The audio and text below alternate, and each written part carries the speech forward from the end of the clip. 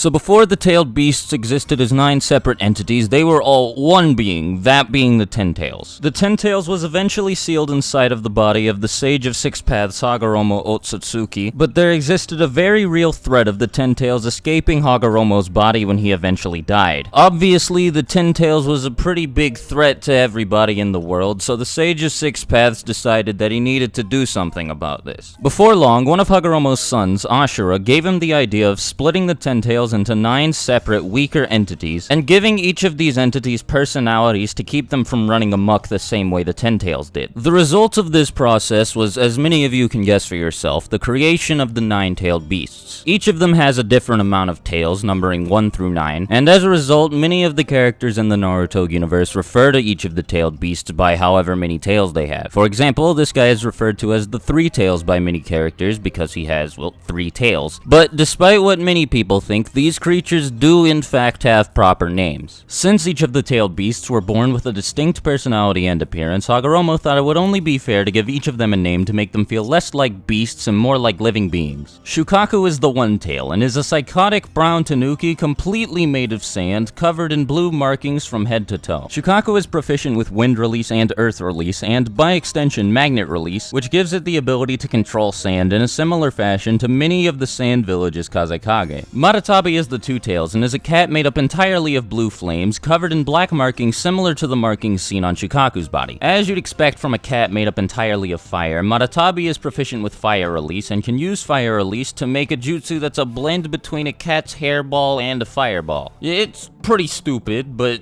whatever, what can you do? Isobu is the 3 tails and is a big shy turtle with a spiky gray shell capable of using water release. Additionally, Isobu is capable of creating large coral reefs and rolling up into a ball like Sonic the Hedgehog. Son Goku is the 4 tails and is a giant loudmouth red monkey capable of using fire release, earth release, and lava release. Son Goku is also very proficient at using taijutsu, which he frequently blends with his ability to use lava release. Kokuo is the 5 tails and is a quiet, reserved horse with the head of a dolphin capable of using water release, fire release, and by extension boil release. With boil release, Kokuo is capable of increasing the temperature of its chakra until it begins to produce steam, which when emitted from the body creates enough pressure to dramatically increase the force imbued in its physical attacks. Seiken is the 6 tails and is a giant slime-covered slug proficient at using water release. Many of its water release techniques involve secreting corrosive acid capable of disintegrating pretty much anything it comes into contact with, and in numerous anime-only scenes, Seiken is capable of using bubble ninjutsu. Chome is the 7 tails, a happy-go-lucky armored rhinoceros beetle and the only tailed beast with the ability to fly. Chome has shown no prowess with any elemental ninjutsu, but it has many extraneous bug-themed abilities that make it just as deadly as all of the other tailed beasts.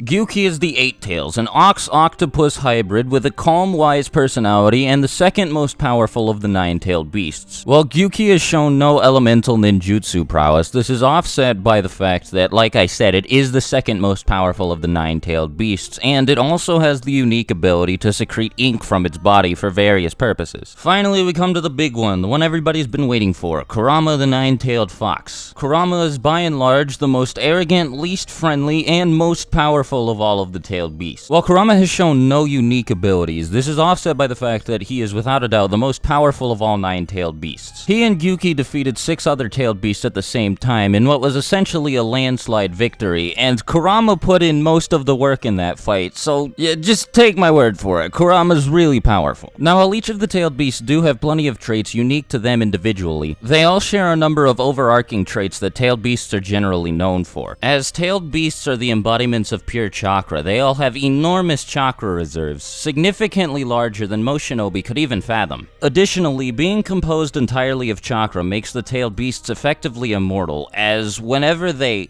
die, the chakra that makes them up simply disperses throughout nature, only to eventually reform itself into that tailed beast in the future. Furthermore, tailed beasts can communicate telepathically, both with the people that they're sealed inside of, and with other tailed beasts, and they can fire massive condensed pure chakra spheres called tailed beast balls. These tailed beast balls are essentially Dragon Ball Z attacks, as whenever they hit anything, they create an enormous explosion. Anyhow, I think that wraps up pretty much everything about the Bijuu, so I think this is where where I'm gonna end things off. You guys know the drill. If you have anything else you want me to talk about in the future, leave it in the comments below. And if you're new here, subscribe and maybe think about leaving a like. Hopefully I'll see you all in the next video. And I'd like to thank everybody for watching all the way to the end. Hope you guys have a fantastic day, and I'll talk to you later. Swagkage out. Bye.